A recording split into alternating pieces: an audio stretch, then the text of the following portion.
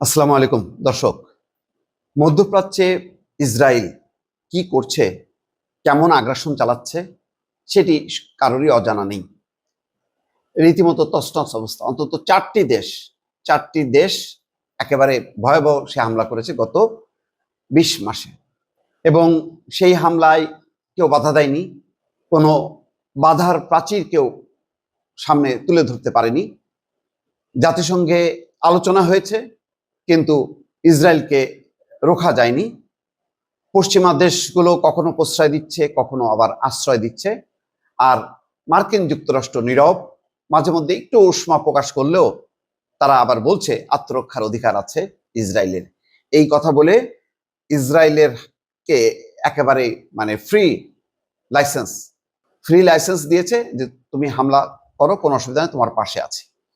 কিন্তু উপরে উপরে মিষ্টি কথা বলবে মার্কিন যুক্তরাষ্ট্র, আর ইসরায়েল অপারেশন চালিয়েই যাবে। তার সর্বশেষ উদাহরণ হচ্ছে ইরান, যেখানে প্রথম দিনই ইরানকে বলতে গেলে পঙ্গু করে দিয়েছিল। ইরানের ২০ জন সামরিক কমান্ডার, ৬ জন পরমাণু বিজ্ঞানী হত্যা সহ ভয়াবহভাবে ২০টা যুদ্ধ বিমান নিয়ে নির্বিচারে বিভিন্ন শহরে, অন্তত ৪টি শহর তছনছ করে ইসরায়েল।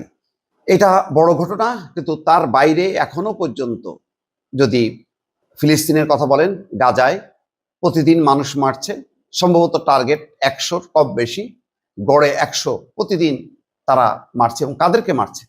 যারা ত্রাণ নিতে ছুটাছুটি করছে, সেই নারী, পুরুষ, বৃদ্ধ, সব যে কোনো বয়সী মানুষের উপরে গোলাগুলি চালাচ্ছে, যাতে তোমরা ত্রাণ না নাও, না খেয়ে তোমরা মারা যাও। জাতিসংঘ নির্বিকার, পশ্চিমা দেশ, মার্কিন যুক্তরাষ্ট্র কেউ কিছু বলছে না। আজকে এই যে পরিস্থিতি, এই পরিস্থিতির উপর আল জাজিরা একটা তথ্য সামনে এনেছে। সেখানে বলেছে ২০ মাসে মধ্যপ্রাচ্যের ৫টি অঞ্চলে ইসরায়েলের ৩৫,০০০ হামলা। চিন্তা করেন, ২০ মাসে, ২ বছরও না, ২০ মাসের মধ্যে ৫টি অঞ্চলে মধ্যপ্রাচ্যের ইসরায়েলের ৩৫,০০০ হামলা। ২০ মাসের বেশি সময় ধরে ফিলিস্তিন ভূখণ্ড সহ মধ্যপ্রাচ্যের ৪টি দেশে প্রায় ৩৫,০০০ হামলা চালিয়েছে ইসরায়েল।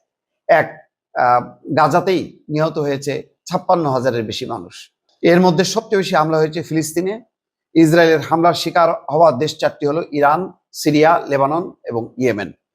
যুক্তরাষ্ট্র ভিত্তিক অলাভজনক প্রতিষ্ঠান armed conflict location and event data project এই তথ্য তুলে ধরেছে।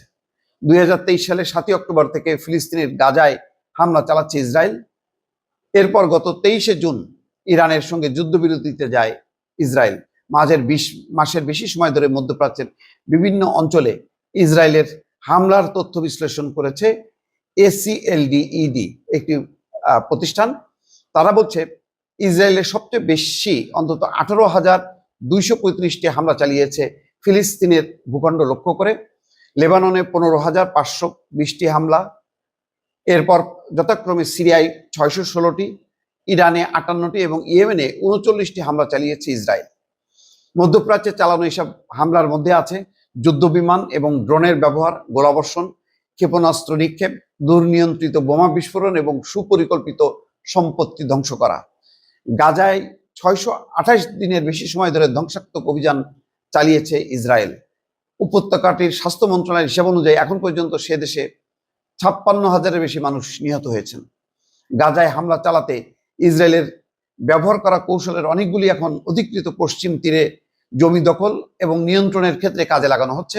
জাতিসংঘের পরিসংখ্যান অনুযায়ী পশ্চিম তীরে গত ২০ মাসে প্রায় ১,০০০ ফিলিস্তিনিকে হত্যা করা হয়েছে। গাজা সংকটের মধ্যে ইসরায়েল এবং লেবাননের সশস্ত্র গোষ্ঠী হিজবুল্লাহর মধ্যে প্রায় ১৪ মাস ধরে সংঘাত হয়। ২০২৪ সালের ২৭শে নভেম্বর যুদ্ধবিরতিতে যায় দুই পক্ষ। সংঘাতটি চলেছিল দুই দেশের সীমান্তে, এতে হাজারের বেশি মানুষ নিহত হয়। অপ্রতিরোধ্য মধ্যপ্রাচ্যে ইসরায়েল যখন যাকে মনে করবে টার্গেট করবে, সে হামলা চালাবে, এবং বলা হবে আত্মরক্ষার অধিকার ইসরায়েলের আছে। এই যে একটা লাইসেন্স দেওয়া হয়েছে, এই যে একটা সিল তাদেরকে দেওয়া হয়েছে, এই সিল তারা নির্বিচারে ব্যবহার করছে সর্বত্র। দর্শক, ভালো থাকবেন, আল্লাহ হাফেজ।